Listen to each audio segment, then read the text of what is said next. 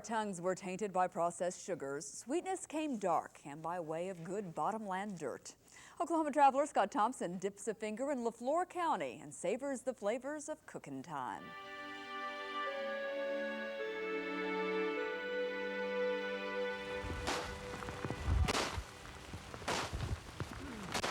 They don't look all that promising, reaching for the sky, all gangly and awkward. But this is one of the sweetest spots in Oklahoma. And Alan Ware's determined to taste it by beating the tarnation out of it. Oh yes, hard work.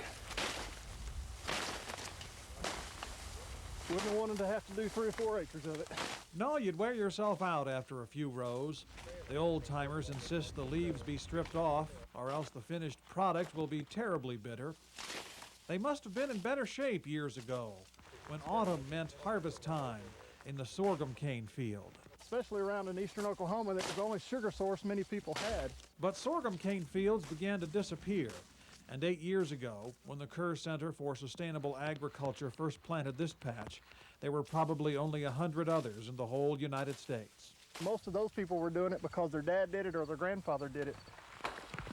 But sorghum's on the rebound now with the help of folks like Alan, who'll even work through a rain shower to make sure that distinctive taste isn't lost. Yeah, it's good and sweet. Kids love it just like sugar cane when it's really sweet. That peculiar bitter sweetness these canes promise to pour into cookies and cakes and barbecue sauce. Sorghum is probably best known for being on top of hot biscuits with a lot of butter. Of course, a little bit too much and it'll make you go a lot. But before sorghum syrup can bathe the hot biscuit, it's got to get out of the cane. And here at the Kerr Living History Farm, Scott Phillips and Red the Mule start us down that sticky sweet road. Red by simply doing what mules do, round and round. And Scott by feeding cane into an ancient mill that squeezes pungent green juice into a pair of pantyhose. If dirt makes it that far, it's got to contend with cheesecloth and burlap. And you can't be much taller than Scott to feed this mill, because Red can be counted on to bring the ash and hickory logs around like the hands on a clock that never stands still. I got a duck every time. Been about 4 times already. Eventually, enough juice has made its way from pantyhose to pail. It heads over to the cooker. That pungent steam, the product of a good roaring fire in the belly of a pit built just to cook down cane juice. You bet, keeping a hot fire going. 2 important people at this place, this end and that far end. And that would be Delmer Robinson's post, down here where the juice is almost pure brown sugar, though it's not the best sorghum syrup yet. Yeah, it's not ready, but it's getting closer. Delmer can tell because the drips coming off his paddle are too drippy. It's stringing. Drip a little bit slower, it'll be all right. You learn that after 65 years of standing at the business end of a sorghum cooker. Oh, shoot, I like to do this. I was raised up that way. And because this is the day school kids are coming from every direction to learn about sorghum, Delmer is a good fella to have posted in the middle of the steam.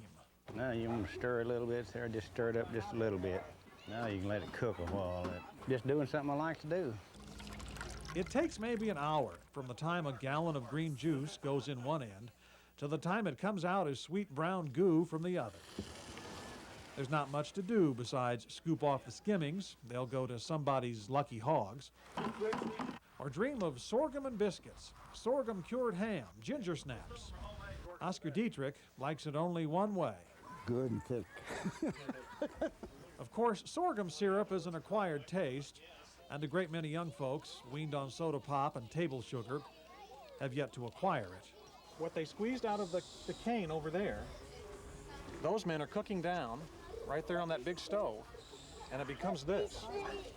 Would anyone like to try and see what it tastes like? Do you like it or not? That's good, yeah. What do you think? What's it taste like? Who likes it? Well, upturned noses and grimaces aside, somewhere there's a biscuit waiting to meet up with a jar of Oklahoma sweetness. And when that match is made, all of Oscar's and Delmer's and Red's work will have paid off, measured in how many quarts of sticky sweetness can fit in a jar. How many sweet dreams can be satisfied by an Oklahoma cane field. In LeFlore County, Scott Thompson, the Oklahoma Traveler. Well, the kids really didn't like it. No, they've got a sales job to do on the sorghum. Well, sweetness is my weakness, so if it's sweet, I'll try it. Well, there you We'll go. have to get some. Maybe Scott can hand us a little jar full.